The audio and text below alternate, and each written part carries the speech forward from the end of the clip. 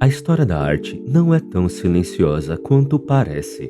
Por trás de muitas pinturas existem decisões, conflitos e ideias que mudaram completamente o rumo da arte. Mas quase nunca são contadas. Ainda assim, elas estão lá. Hoje, você não vai assistir a um vídeo. Você vai atravessar o que nunca foi dito sobre essas pinturas. Este é o volume 3, reunindo episódios do canal em um fluxo único. Se quiser, os volumes anteriores estão na playlist. Deixe rodar enquanto lava a louça, arruma a casa, trabalha no computador, pega um ônibus lotado ou tenta organizar a própria vida. Ao longo dessa jornada, você vai encontrar símbolos que passam despercebidos, escolhas que mudaram a pintura para sempre e artistas que desafiaram o próprio tempo.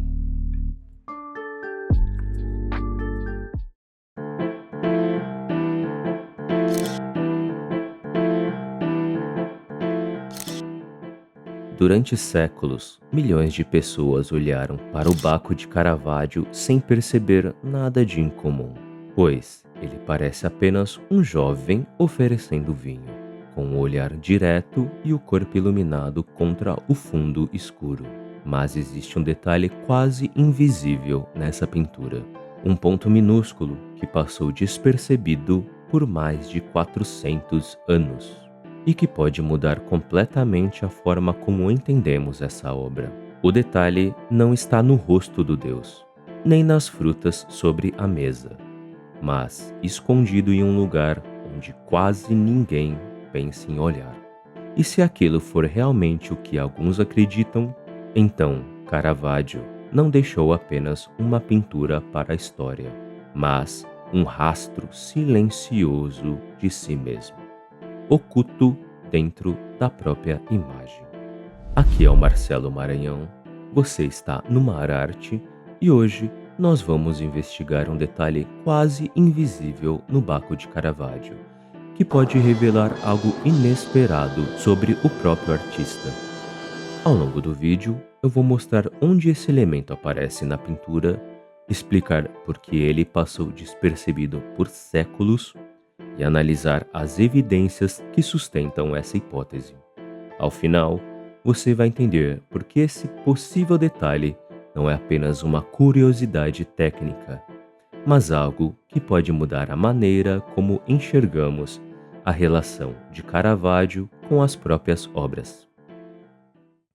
Quando Caravaggio pintou o Baco, no final do século XVI, ele já estava em Roma sob a proteção do cardeal Francesco Maria del Monte e começava a chamar a atenção justamente por fazer algo que poucos artistas ousavam naquele momento.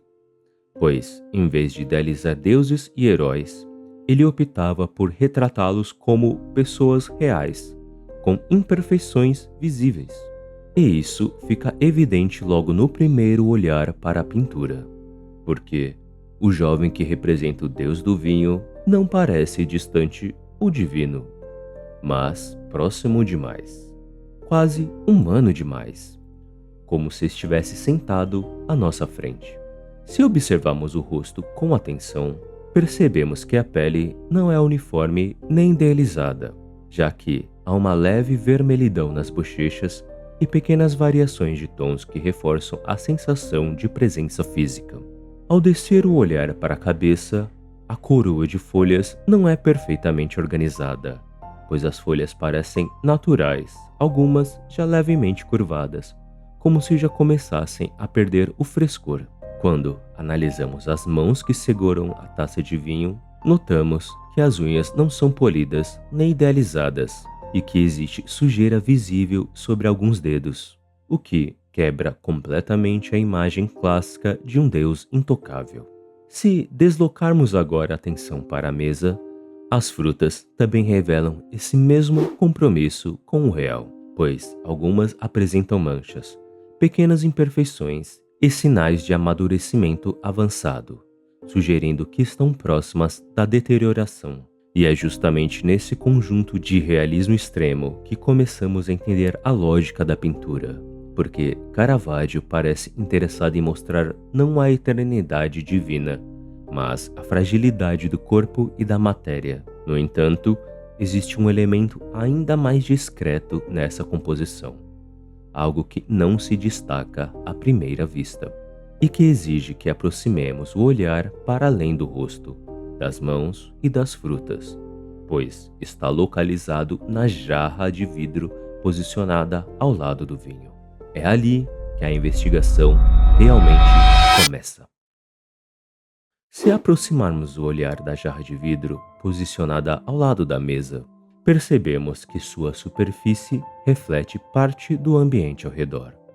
E é justamente nesse reflexo quase imperceptível que alguns estudiosos identificaram a presença de uma figura minúscula.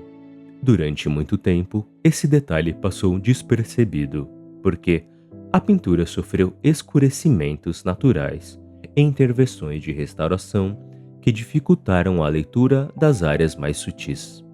No entanto, análises técnicas realizadas com métodos de imagem avançados reacenderam a discussão, pois revelaram ali uma pequena forma humana que se assemelha a um homem diante de um cavalete.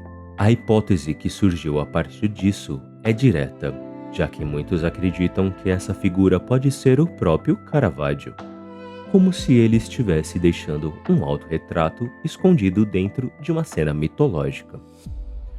E aqui é importante fazer uma pausa, porque a prática de se inserir discretamente na própria obra não é algo isolado na história da arte. Em um exemplo famoso disso, aparece o casal Arnolfini, de Jan van Eyck, onde o artista também se faz presente por meio de uma reflexão no espelho ao fundo, algo que inclusive já foi analisado aqui no canal. E você pode assistir depois, clicando no card, para entender como essa estratégia visual funciona.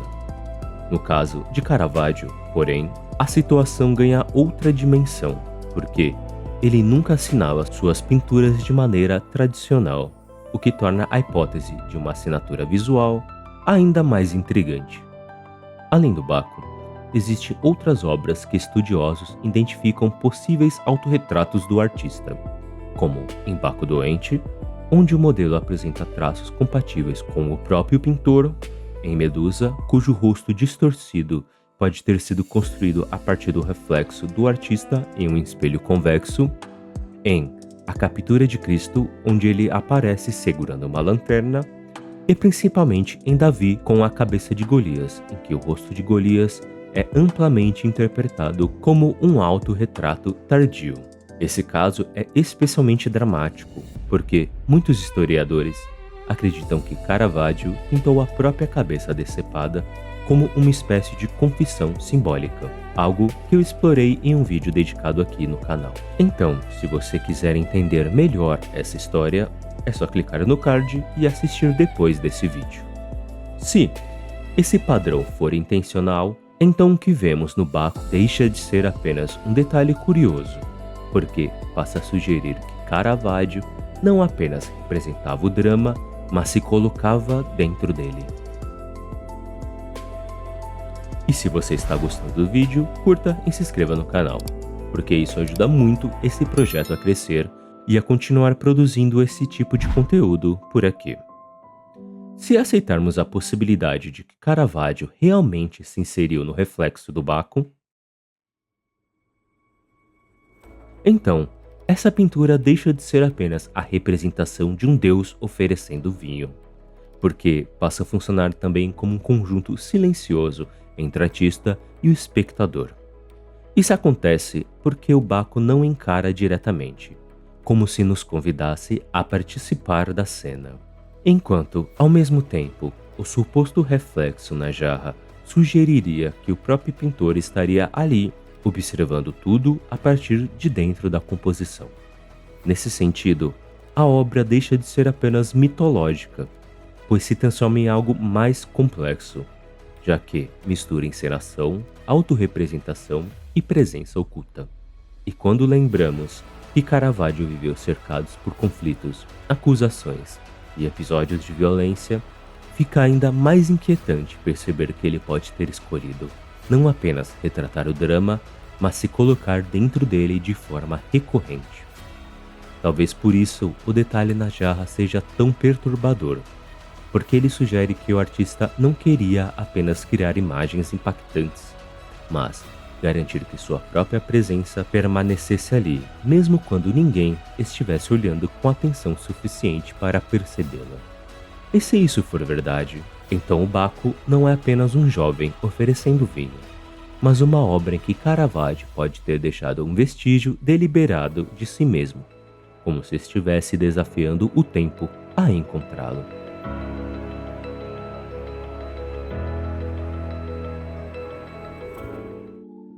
Se existe mesmo um autorretrato escondido no reflexo do Baco, ele continua ali, minúsculo e quase invisível, esperando que alguém olhe com atenção suficiente para percebê-lo. E talvez seja justamente isso que mantém a pintura viva, porque ela não se esgota na primeira observação, e nem na segunda, já que sempre parece guardar algo além do que mostra. Obrigado por assistir. Na descrição eu deixei o link do blog da Cell Galeria, que é de onde muitos dos vídeos daqui foram inspirados. Então, se você está gostando do conteúdo, provavelmente vai gostar de lá também. Também deixei o link de 2 e-books, um sobre carreira artística e outro sobre história da arte, além do meu próprio Instagram, que é onde eu costumo conversar com vocês com mais calma. E talvez, da próxima vez que você olhar para o Baco, não veja apenas um deus oferecendo vinho, mas procure pelo ponto exato onde alguém pode ter decidido permanecer para sempre.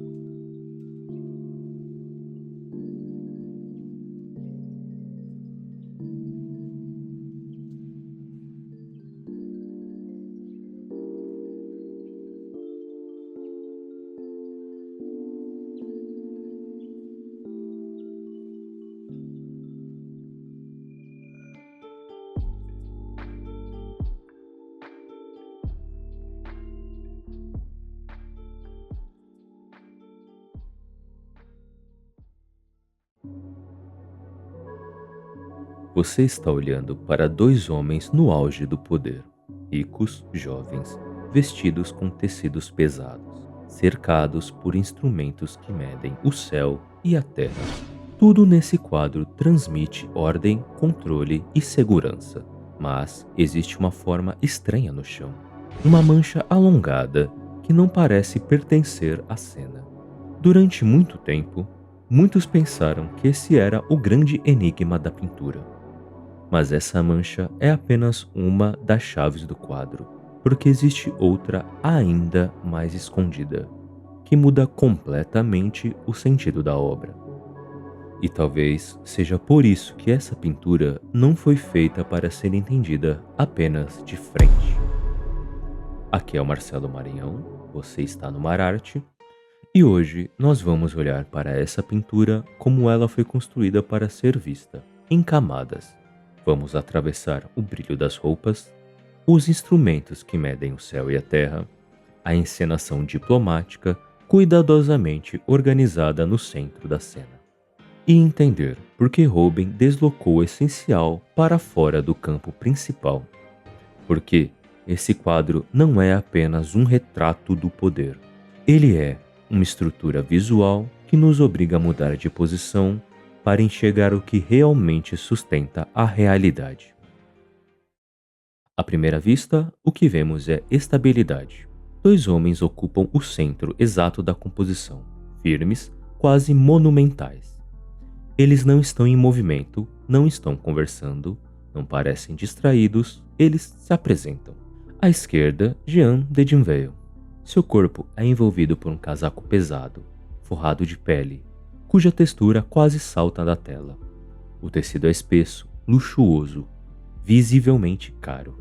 O chapéu escuro, perfeitamente ajustado, reforça a verticalidade da figura. Ele encara o observador com segurança, como alguém que sabe exatamente qual posição ocupa no mundo. À direita, Georges de Selve. A postura é um pouco mais contida, mas igualmente firme. O traje clerical não diminui sua autoridade. Ao contrário, sugere outro tipo de poder, o intelectual, o espiritual, o diplomático. Os dois formam quase uma arquitetura humana. Seus corpos criam pilares laterais que sustentam a cena. Entre eles, o espaço não é vazio. É ocupado por uma estante repleta de instrumentos. Nada aqui parece improvisado, nada parece frágil. A composição é simétrica. O chão, em perspectiva, conduz o olhar para o centro. A parede ao fundo é estável, a iluminação é equilibrada. Tudo comunica ordem. Robert não pinta homens comuns. Ele pinta representantes do poder político, religioso e cultural de sua época. Eles estão no auge da juventude, no auge da influência, no auge da visibilidade. O centro da pintura é ocupado por aquilo que o mundo reconhece como sólido. E, por alguns instantes, parece que é exatamente isso que a obra quer celebrar.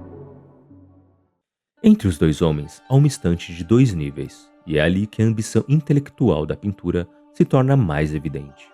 Porque os objetos colocados entre eles não são ornamentais, mas instrumentos ligados diretamente ao conhecimento e à medição do mundo. No plano superior, vemos um globo celeste, um quadrante, um torquetum e um relógio solar. Todos os objetos utilizados para calcular o movimento dos astros e medir o tempo, o que indica uma confiança crescente na capacidade humana de compreender os cosmos por meio de números e proporções. No plano inferior, aparece um globo terrestre, ao lado de um compasso aberto e de livros cuidadosamente apoiados, como se o céu e a terra estivessem organizados diante desses dois homens sob a mesma lógica de cálculo e observação. No início do século XVI, essa reunião de instrumentos simbolizava mais do que erudição, pois representava a ideia de que o mundo podia ser descrito com precisão matemática e que a mente humana finalmente tinha meios para ordenar aquilo que antes parecia mistério. A estante, colocada exatamente entre os dois embaixadores, funciona quase como um eixo racional da cena, porque une o poder político ao saber técnico, e sugere que a autoridade daqueles homens não se apoia apenas em títulos, mas também em conhecimento.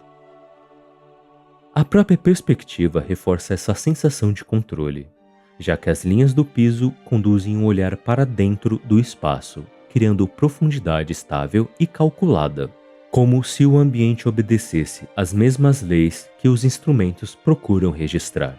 Nesse momento, tudo parece sob domínio, pois o poder está visível, o saber está organizado e a ordem do mundo parece caber sobre aquela mesa. E é justamente quando essa confiança atinge o seu ponto máximo que a pintura começa a insinuar que talvez exista algo que não pode ser medido com a mesma precisão.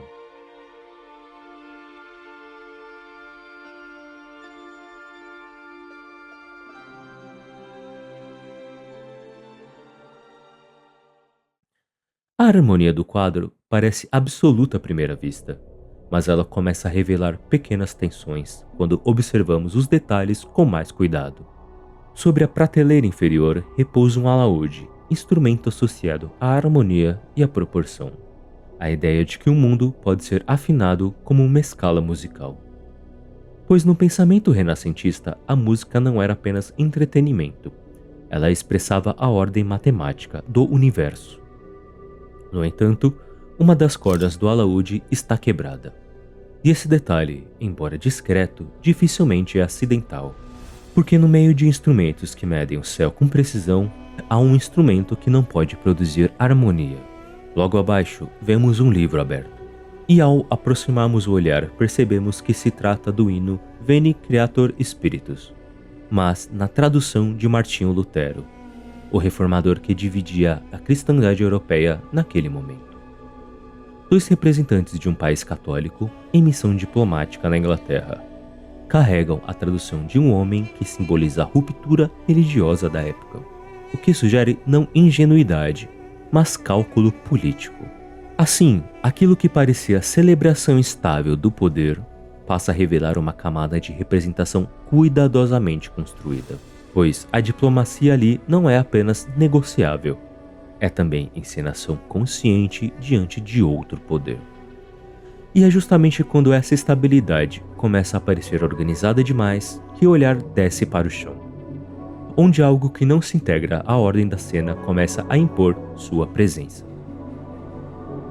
Quando o olhar desce para o chão, algo interrompe a lógica da cena, porque ali aparece uma forma alongada, distorcida, quase grotesca, que não se encaixa na ordem matemática construída até então. Ela não respeita a perspectiva, não acompanha linhas do piso e parece um erro dentro de uma composição tão calculada. Durante séculos, muitos observadores passaram por essa pintura, sem entender o que aquela figura representava, pois vista de frente, ela não faz sentido algum. No entanto, se o observador se desloca lateralmente, mudando fisicamente de posição diante da obra, a forma distorcida se reorganiza, e aquilo que parecia um borrão revela com clareza o desenho de uma caveira. Rubens utilizou aqui um recurso chamado anamorfose, uma técnica que distorce a imagem de propósito, para que ela só possa ser compreendida a partir de um ângulo específico. O que significa que a pintura exige movimento do espectador, para que seu elemento mais perturbador se torne visível. A caveira, símbolo clássico do Memento Mori, não ocupa o centro da cena. Não está entre os instrumentos científicos, nem entre os homens que representam poder, mas está deslocada, quase escondida, como se a morte não participasse do espetáculo principal.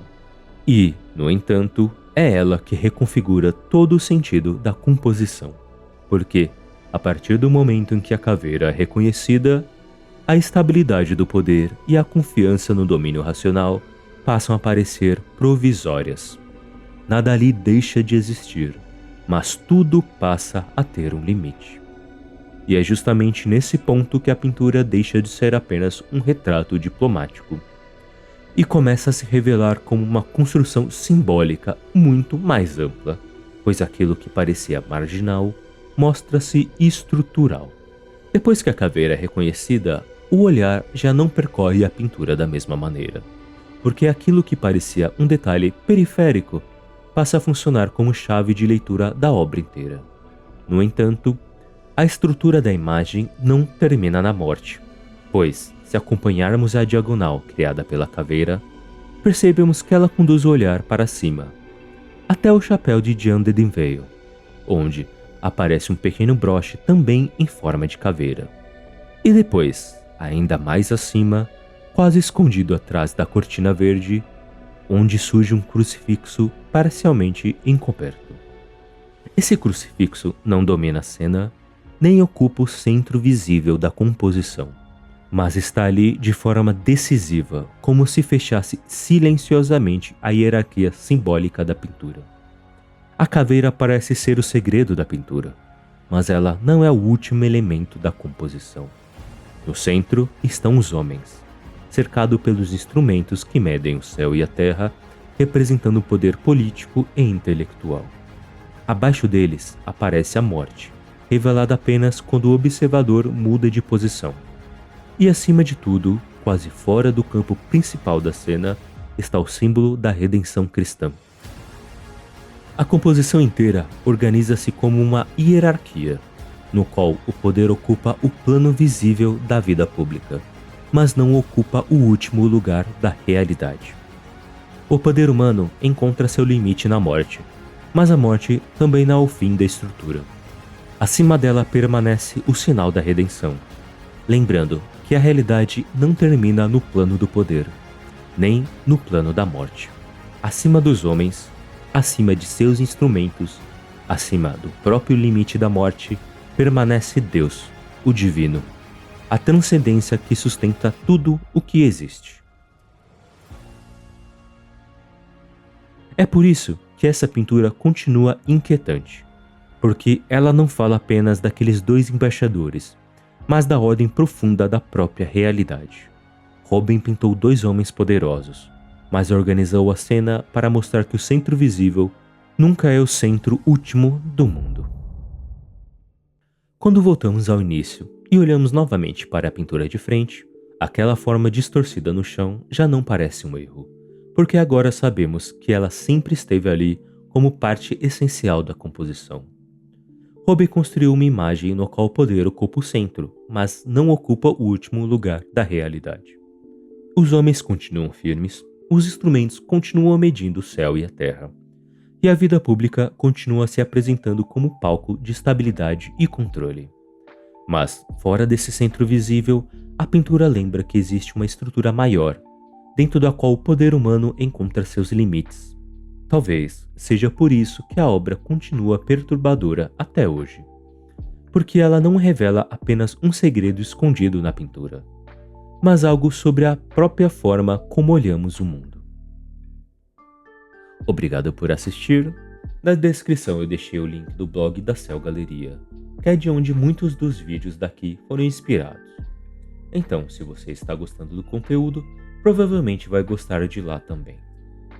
Também deixei o link de 2 e-books, um sobre carreira artística e outro sobre história da arte, além do meu próprio Instagram, que é onde eu costumo conversar com vocês com mais calma.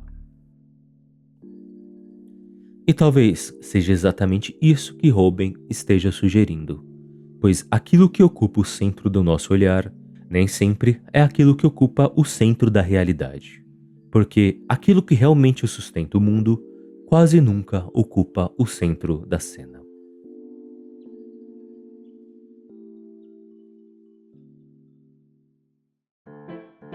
Ela não era rainha, não era duquesa, e mesmo assim foi retratada por Leonardo da Vinci. Isso já seria estranho por si só. Mas fica ainda mais curioso quando descobrimos quem era essa jovem. Seu nome era Cecília Gallerani, uma das mulheres mais admiradas da corte de Milão. Inteligente, culta, famosa por sua beleza. A amante de Ludovico Sforza, o homem que governava uma das cidades mais ricas e poderosas da Itália renascentista. Só que o verdadeiro enigma dessa pintura não está no rosto dela, está no animal que ela segura. Por quê? Esse pequeno arminho branco pode revelar muito mais do que um símbolo decorativo. Ele pode apontar diretamente para o Duque de Milão, e talvez até para um segredo que nunca poderia ser assumido publicamente.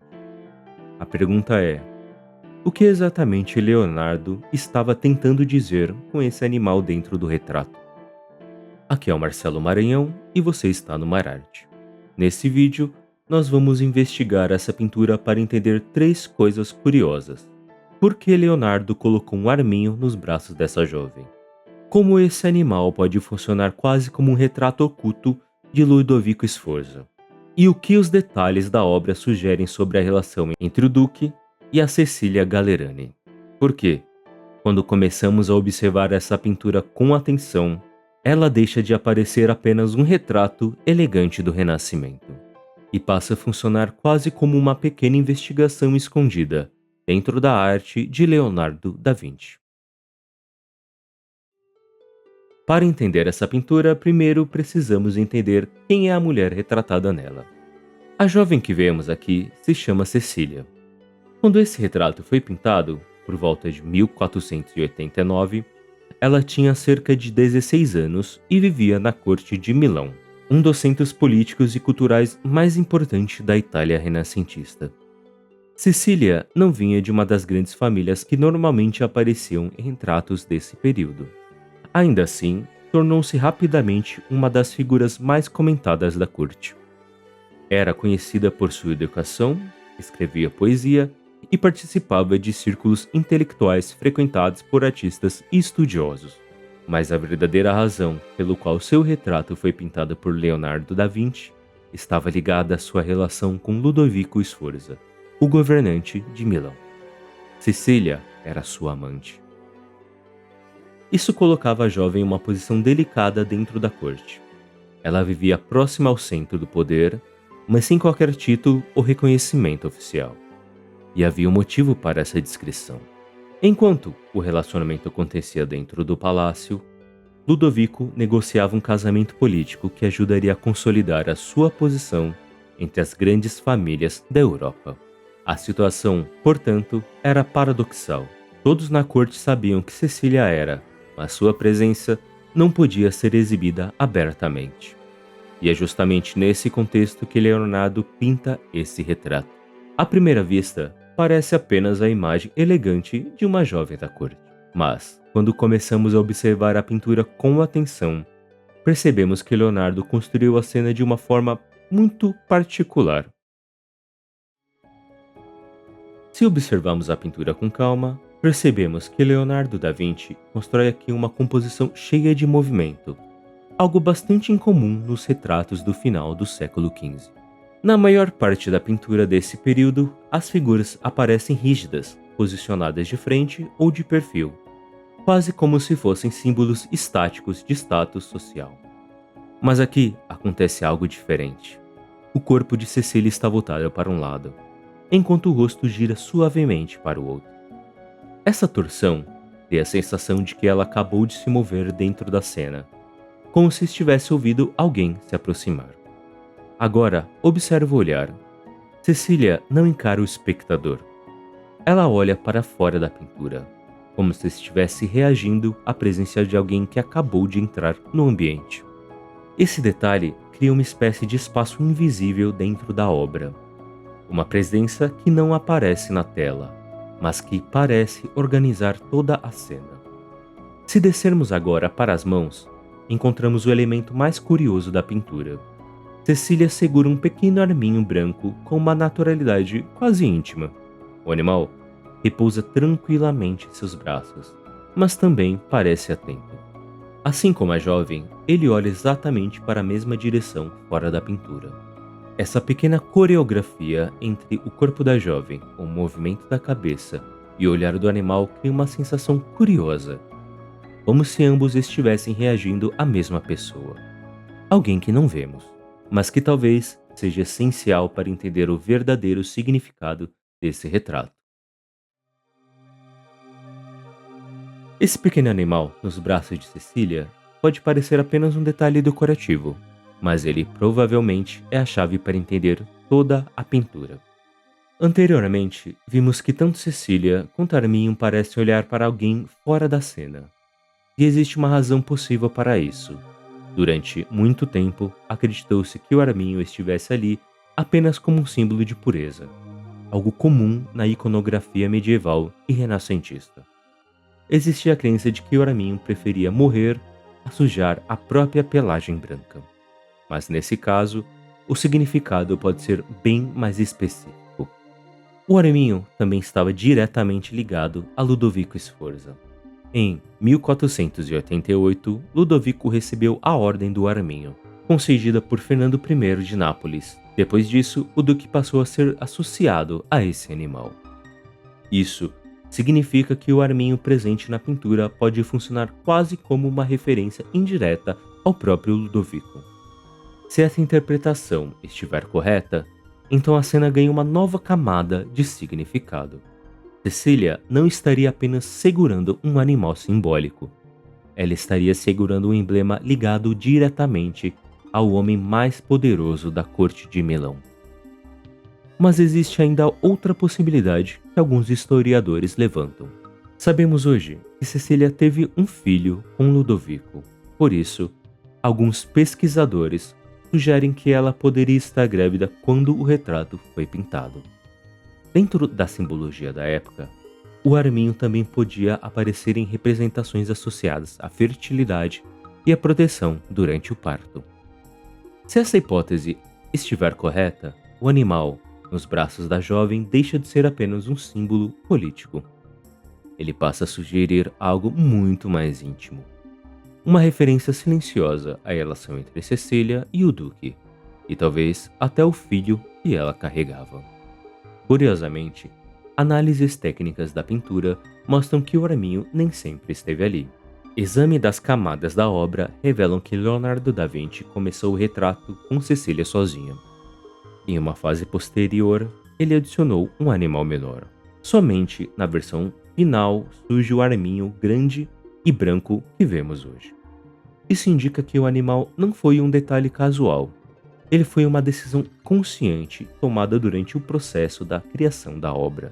Uma decisão que pode ter transformado completamente o significado desse retrato. Mas a história dessa pintura não termina no Renascimento. Depois da morte de Leonardo da Vinci, o retrato de Cecília Gallerani simplesmente desaparece dos registros. Durante séculos, ninguém sabia exatamente onde a obra estava. Ela só foi reaparecer no início do século XIX, quando é adquirida pelo príncipe polonês Adam Jerzy, membro de uma família aristocrática conhecida por reunir uma importante coleção de arte.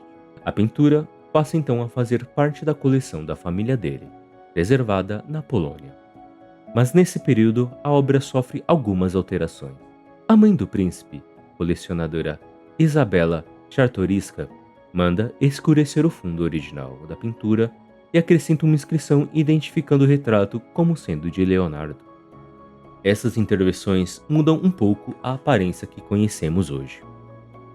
Mas o momento mais perigoso para a sobrevivência da pintura viria muito depois. Durante a Segunda Guerra Mundial, quando a Polônia foi invadida pela Alemanha nazista, inúmeras obras de arte foram confiscadas e levadas para fora do país. Entre elas estava também A Dama com Arminho. O quadro foi transportado para a Alemanha e passou anos longe de seu lugar de origem. Durante esse período, existiu o risco real de que a pintura desaparecesse para sempre, como aconteceu com tantas outras obras saqueadas durante a guerra. Mas, de forma quase milagrosa, ela sobreviveu. Hoje, a pintura está preservada no Museu Czartoryski em Cracóvia. Depois de atravessar séculos de colecionadores, invasões e guerras, a jovem pintada por Leonardo continua ali, observando silenciosamente quem se aproxima da pintura. Quando observamos essa pintura hoje, é fácil enxergar apenas um retrato elegante do Renascimento.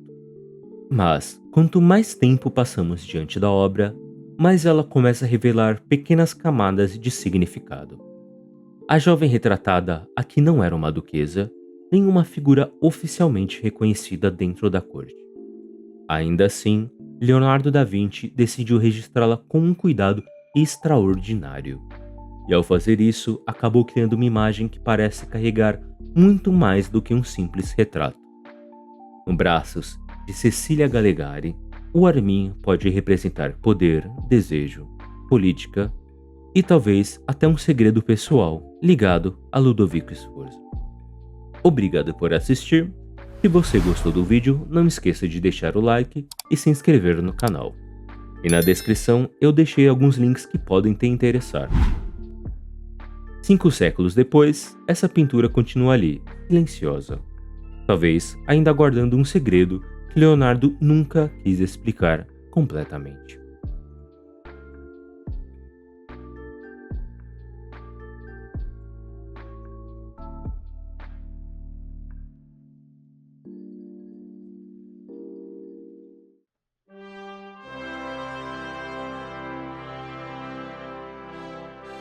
Em 1944, no meio da guerra, o regime alemão criou uma lista muito curiosa. Era uma lista com artistas considerados tão importantes para a cultura do país, que deveriam ser protegidos a qualquer custo. Esses nomes estavam livres do serviço militar, da censura e até das dificuldades da guerra. Entre eles estava um pintor que hoje é quase esquecido. Mas havia um detalhe perturbador nessa história. Entre todas as pinturas que o líder daquele regime admirava, as obras desse artista estavam entre as suas favoritas. E quando você olha para essas telas, começa a entender o porquê. Elas mostram um mundo muito particular. Um mundo de deuses antigos, forças misteriosas e figuras que parecem surgir da própria escuridão.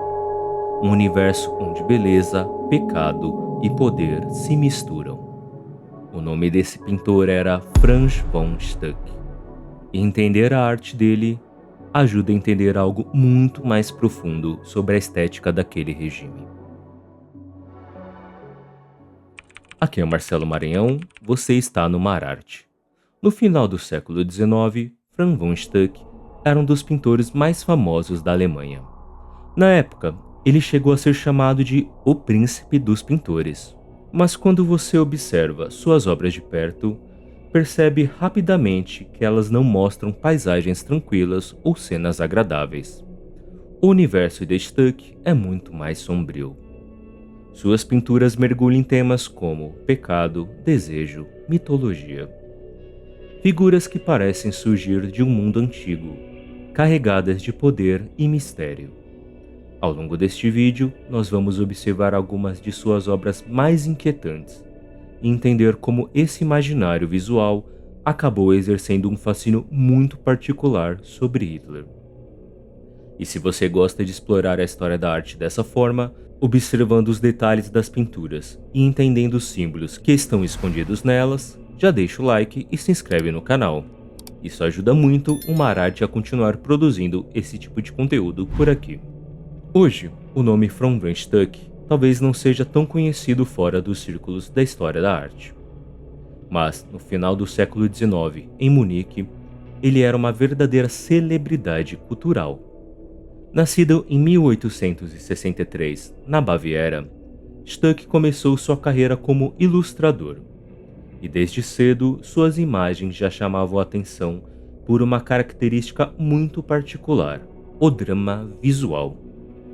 Mesmo nas primeiras obras, havia algo intenso nas suas composições. Figuras fortes, contrastes de luz e sombra, cenas que pareciam carregar uma tensão silenciosa. Esse talento rapidamente o levou para o centro da vida artística de Munique, que naquela época era uma das cidades mais importantes da arte europeia. Ali, Stuck não apenas pintava, ele também ensinava. Em 1895, tornou-se professor da Alemanha na Academia de Belas Artes de Munique, onde acabaria formando toda uma geração de artistas. Sua fama cresceu rapidamente. Suas obras começaram a aparecer em grandes exposições internacionais, recebiam prêmios e atraíam colecionadores de várias partes da Europa. Mas o que realmente tornava suas pinturas diferentes não era apenas a técnica, era o universo que ele colocava dentro das telas. Stuck se tornou uma das figuras centrais do simbolismo, um movimento artístico que buscava representar ideias, desejos e medos humanos através de imagens carregadas de significado. Em vez de retratar simplesmente um mundo visível, os simbolistas queriam explorar aquilo que existe na imaginação, no mito e até no inconsciente. E foi exatamente nesse território que Stuck construiu sua reputação. Figuras que parecem existir em um espaço estranho, entre sonho e o pesadelo. Um dos principais sinais claros dessa nova direção na pintura de Franz von Stuck aparece em uma obra de 1889, chamada O Guardião do Paraíso. Quando você observa essa pintura, a primeira coisa que chama a atenção é a figura central. Um homem monumental está parado diante da entrada do paraíso. O corpo é forte, quase escultórico, iluminado contra um fundo escuro que faz a figura emergir como se estivesse saindo da própria escuridão. Na mão, ele segura uma espada. Mas o que torna essa imagem tão poderosa é justamente a ausência de movimento. Não é uma cena cheia de ação.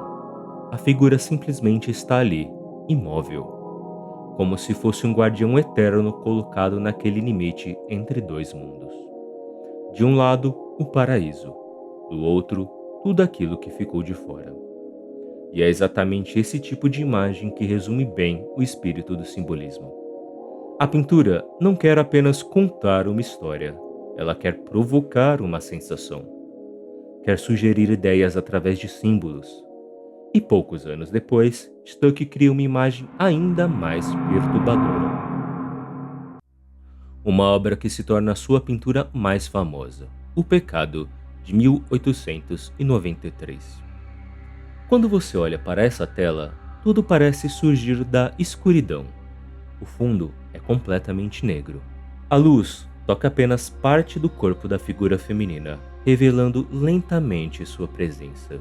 Os olhos encaram diretamente quem observa a pintura. Não há vergonha, não há recuo. O olhar é calmo, quase hipnótico. Mas existe um detalhe que torna essa imagem muito mais inquietante. Enrolada ao redor do corpo da mulher está uma serpente. O animal se curva com os ombros e desce pelo torso, criando uma composição que mistura sensualidade e ameaça ao mesmo tempo. É uma imagem simples, mas profundamente simbólica. Porque ali aparecem juntos dois elementos muito antigos da imaginação humana: o desejo e o perigo. Stuck pintou essa imagem várias vezes ao longo da vida, e não é difícil entender o porquê. Nessa obra, ele conseguiu condensar algo que atravessa séculos da cultura e mitologia. A ideia de que a beleza pode seduzir, mas também pode levar à queda. Inclusive, se você gosta de entender pintura dessa forma, olhando para símbolos e as ideias que estão escondidos dentro das imagens, eu escrevi um livro chamado História da Arte para Pessoas Apressadas. Nele, eu explico vários movimentos artistas de forma direta e acessível. Ela está disponível na Amazon e também pode ser lido gratuitamente pelo Kindle Unlimited. O link está na descrição. Mas entre todas as pinturas de Stuck, existe uma obra que leva esse imaginário ainda mais longe. Uma pintura que mergulha diretamente na mitologia germânica. A obra se chama A Caçada Selvagem, de 1889. Nela, vemos uma figura divina avançando pela escuridão montada em um cavalo. É o deus Wotan, uma das principais divindades da mitologia nórdica. Ao redor dele, um exército espectral parece acompanhar essa marcha pela noite. Não é uma cena tranquila. A composição inteira transmite movimento, força e uma sensação de destino inevitável. É a imagem de um líder mítico, guiando forças que parecem vir de outro mundo. E é justamente esse tipo de imaginário de deuses antigos, poder e destino que começaria a exercer um fascínio muito particular sobre certas pessoas décadas depois. Quando Franz von Stuck pintava suas figuras sombrias no final do século XIX, ninguém poderia imaginar que décadas depois, essas imagens chamariam a atenção de um jovem austríaco que sonhava em ser artista. Antes de entrar para a política, Adolf Hitler tinha uma relação intensa com arte. Ele frequentava museus, passava horas observando pinturas históricas e demonstrava um grande interesse por imagens que transmitiam grandiosidade. Mas o tipo de arte que mais fascinava não era exatamente o da vanguarda moderna que começava a surgir na Europa naquele período. Era um tipo de arte muito diferente, uma arte monumental. Uma arte carregada de mito, heroísmo e simbolismo. E nesse ponto, o universo visual de Stuck se tornava especialmente atraente, porque sua pintura estava cheia de elementos que dialogavam diretamente com esse imaginário. Deuses antigos, forças invisíveis conduzindo a história. É esse tipo de representação, de liderança associada ao mito e ao destino, acabaria se encaixando perfeitamente na forma como aquele regime mais tarde tentaria representar o próprio poder. Porque regimes políticos também constroem imagens, e às vezes essas imagens já existiam na arte muito antes da política tentar usá-las. Quando o regime alemão chegou ao poder, ele não tentou controlar apenas a política ou a economia. Ele também tentou decidir como a cultura deveria aparecer, que tipo de arte representaria o país, e essa escolha foi extremamente clara. Muitos artistas modernos passaram a ser perseguidos, ridicularizados em exposições públicas e retirados dos museus. Suas obras foram classificadas como arte degenerada, mas ao mesmo tempo outro tipo de arte era valorizado. Imagens capazes de transformar liderança em algo quase mítico. E quando você olhar novamente para a pintura de Stuck, percebe algo curioso.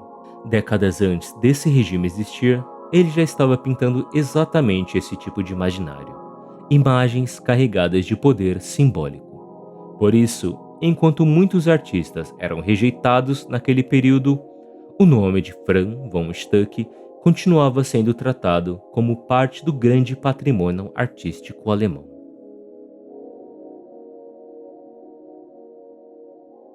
A história da arte está cheia desses encontros curiosos entre imagens e ideias. Pinturas que, muito antes de serem criadas, acabam ganhando significados completamente novos. Se você gosta de explorar a arte dessa forma, observando os detalhes das pinturas e entendendo os símbolos que estão escondidos nelas, aqui no Mararte a gente faz exatamente isso. Na descrição eu deixei o link do blog da sua galeria, onde muitos dos vídeos do canal começam como pesquisa e artigos mais aprofundados. Também estão lá meus livros sobre história da arte e carreira artística, para quem quiser explorar esse universo com mais calma. E se você quiser continuar descobrindo histórias fascinantes sobre arte, é só clicar em um dos vídeos ou nas playlists que aparecem no final do vídeo. Obrigado por assistir, e talvez a história da arte também seja a história das imagens que escolhemos admirar. E a pergunta que fica é: por que certas imagens de poder continuam nos fascinando até hoje?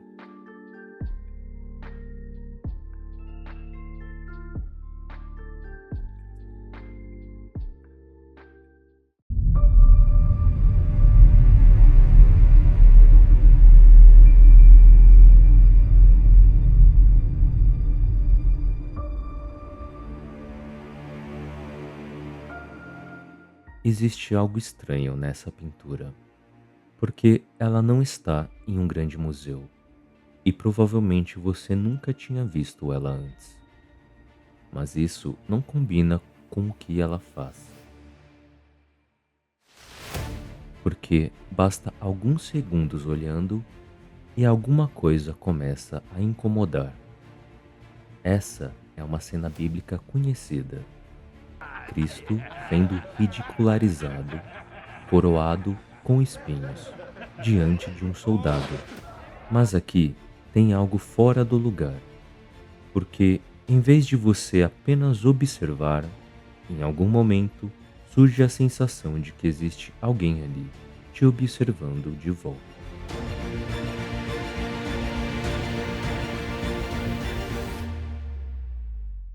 Aqui é o Marcelo Maranhão, você está no Mararte. E hoje a gente vai olhar com calma para essa pintura. Entender quem foi Karl Bloch e que contexto ela foi produzida, e como cada elemento da imagem foi construído. Mas, principalmente, a gente vai acompanhar como essa cena se organiza diante do olhar. E porque ela consegue alterar a posição de quem está observando. Porque, ao final, não se trata apenas de entender melhor essa obra, mas de perceber como ela transforma uma imagem conhecida em uma experiência difícil de ignorar. Essa pintura foi feita em 1880 por um artista dinamarquês chamado Karl Bloch, que dedicou grande parte da vida a representar cenas do Novo Testamento. Mas o que chama atenção no trabalho dele não é apenas o tema, é a forma como essas cenas são construídas. Existe um controle muito preciso da luz, da forma, da composição, que faz com que tudo pareça extremamente presente, quase como se estivesse acontecendo diante de você. E isso torna a posição dele ainda mais curiosa, porque dentro da Dinamarca, Bloch era um artista altamente respeitado, a ponto de receber uma encomenda direta do rei para produzir uma série de pinturas destinadas a uma capela real. Ou seja, ele não estava à margem. Mas fora desse contexto, o nome dele praticamente não circula. E isso levanta uma questão importante. Por que uma obra com esse nível de construção não entrou no circuito mais conhecido da arte europeia? Parte da resposta está no momento em que ele viveu. Enquanto a arte começava a se deslocar para formas mais soltas e experimentais, Bloch permaneceu ligado a uma tradição mais controlada, mais precisa, mais centrada na construção da imagem. E isso acabou colocando o trabalho dele fora do que se tornaria dominante. Mas isso não explica tudo, porque quando você se aproxima dessa pintura, a sensação não é de algo distante no tempo, é de algo que ainda funciona. E é por isso que vale olhar para ela com mais atenção. Essa pintura representa um momento específico dos evangelhos, quando Cristo, depois de ser preso, é exposto à zombaria dos soldados.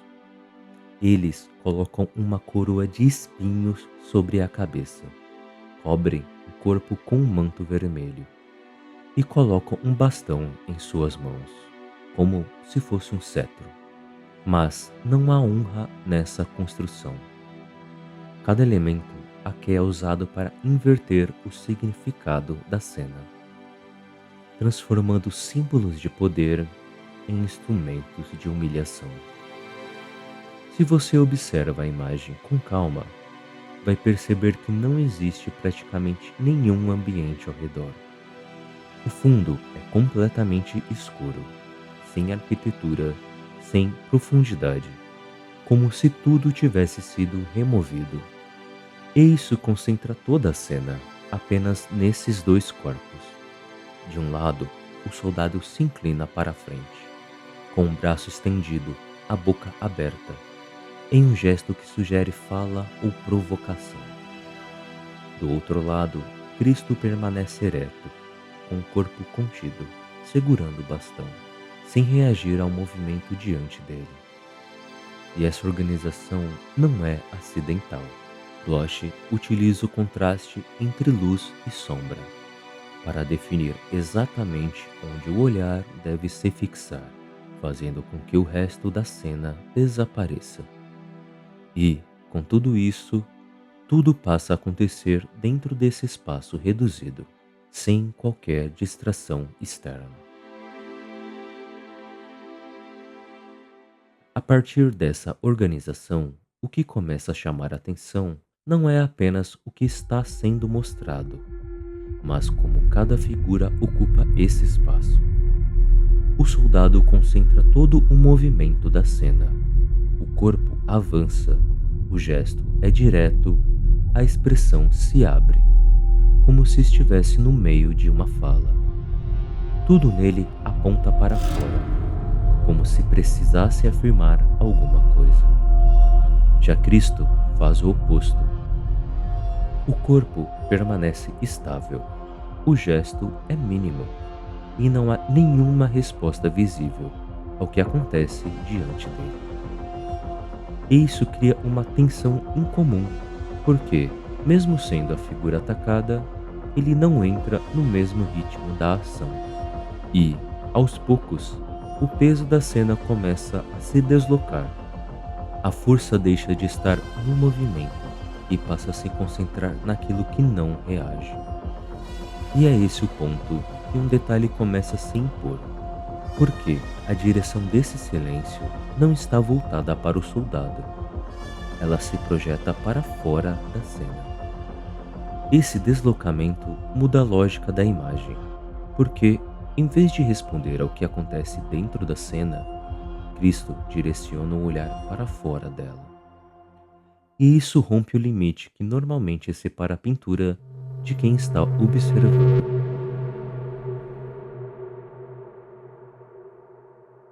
A partir desse ponto, a imagem deixa de ser um espaço fechado, porque o que acontece ali passa a incluir quem está diante dela. E isso altera a forma com que a cena é percebida, porque já não se trata apenas de acompanhar um acontecimento, existe uma relação sendo criada, e quanto mais esse olhar se sustenta, mais difícil fica manter a posição inicial, de quem estava apenas observando.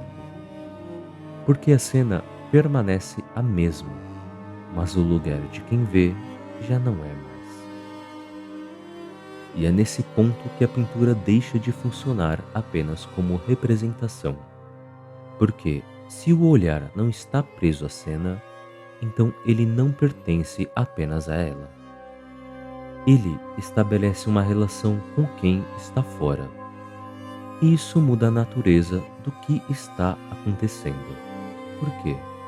A partir desse momento, você já não está apenas diante de uma imagem. Você passa a ocupar uma posição dentro da situação. E isso transforma a pergunta. Não é mais sobre o que está sendo feito com ele, mas sobre o que acontece quando alguém presencia isso. Porque a cena mostra um ato de humilhação, mas não define a reação de quem está diante dela. E é exatamente esse espaço que se abre. Um espaço onde não existe resposta dada, só a possibilidade de perceber qual é o seu lugar ali.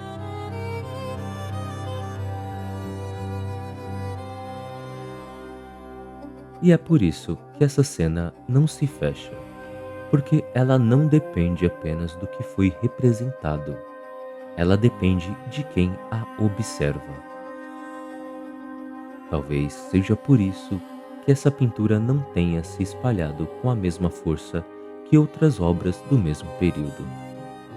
Porque, ao longo desse olhar, a cena deixa de ser apenas algo que você entende e passa a ser algo que te posiciona diante dela.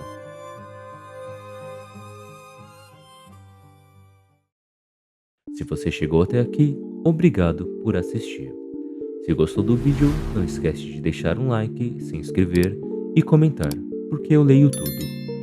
E se quiser se aprofundar mais ainda na arte, na descrição tem meus materiais, incluído um livro direto ao ponto sobre história da arte, disponível na Amazon e gratuito para quem usa Kindle Unlimited.